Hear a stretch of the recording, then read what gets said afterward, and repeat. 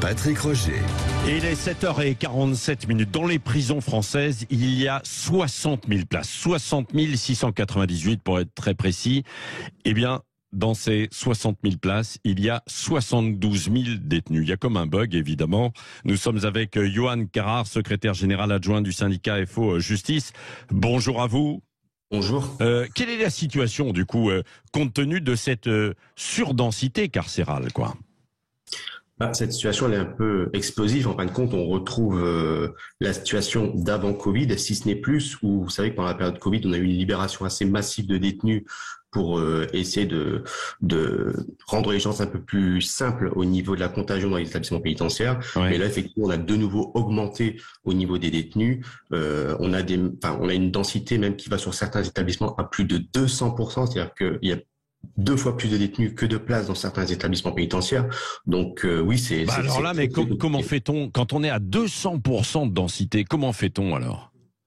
Eh ben, écoutez, on fait au jour le jour. Enfin voilà, un surveillant, ça gère malheureusement plus de 100 détenus à lui tout seul, voire 150 détenus, avec des cellules où vous avez 2, voire 3, 4 détenus, avec des matelas au sol, dans la promiscuité, des conditions de travail du coup qui sont très très compliquées, avec une violence qui est quand même assez exacerbée. On a malheureusement maintenant des établissements pénitentiaires qui sont des cocottes minutes à 2 doigts d'exploser. Oui.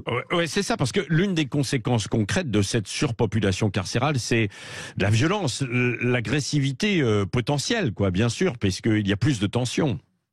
Oui, effectivement. Enfin voilà, quand vous avez un surveillant qui est seul, qui doit gérer comme ça des velléités un peu dans une cellule où vous avez des fois des détenus qui ne s'entendent pas entre eux, c'est très compliqué. Alors très compliqué pour l'intégrité des détenus en eux-mêmes quand il y a des bagarres, mais surtout pour le personnel qui se retrouve seul face à plusieurs détenus. Donc oui, c'est très compliqué. Il y a beaucoup de bagarres à l'intérieur des cellules, Johan Carrard.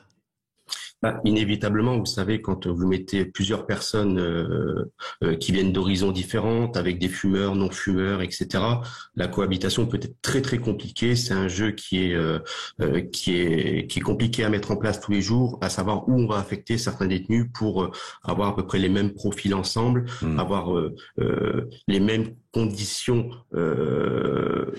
On va dire intellectuel ou physique. Bien sûr. Mais vous avez dit la fumeur, non-fumeur, mais il y a le droit de fumer en cellule? Non. Oui, bien sûr. Je croyais que c'était interdit en cellule. À l'intérieur des cellules, c'est autorisé de fumer. Oui, parce que vous avez une règle qui dit que le détenu est un peu chez lui dans la cellule. Donc, dans les coursives, dans les couloirs, ils n'ont pas le droit de fumer, mais dans leur cellule, il y a une exception pour eux, oui. Ah oui, d'accord. Et même si les autres ne veulent pas, s'il y en a un ou deux. Quelles seraient les solutions? En 2 mots, c'est évidemment très compliqué, mais pour vous, Johan Carrard? Déjà, ce serait que le pouvoir public fasse sur quoi il s'engage, notamment la construction d'établissements pénitentiaires. Mais je vous dirais, c'est pas la seule solution, parce que maintenant, nous sommes arrivés à un tel tournant de l'administration pénitentiaire que même en ayant des cellules, nous n'avons pas le personnel à y mettre. On n'arrive pas à recruter. On a, au dernier concours de surveillants, à peine 16% des inscrits qui sont venus passer le concours. Donc nous avons des postes que nous n'arrivons pas à combler. Donc même en ayant des prisons pour accueillir ces détenus, nous n'avons pas le personnel. Donc en fait, nous sommes dans un schéma où on est un peu sur le serpent qui se mord la queue, mais clairement, la clé de tout, c'est de l'argent. Il faut du budget pour l'administration pénitentiaire. Bon, merci beaucoup pour toutes ces explications. Johan Carrard, secrétaire général adjoint du syndicat FO Justice. Vous pouvez faire part de vos commentaires sur les réseaux sociaux. C'est la question que nous posons justement sur les solutions. Merci pour toutes ces explications. Bon courage à vous, parce que évidemment, on l'a compris, il en faut.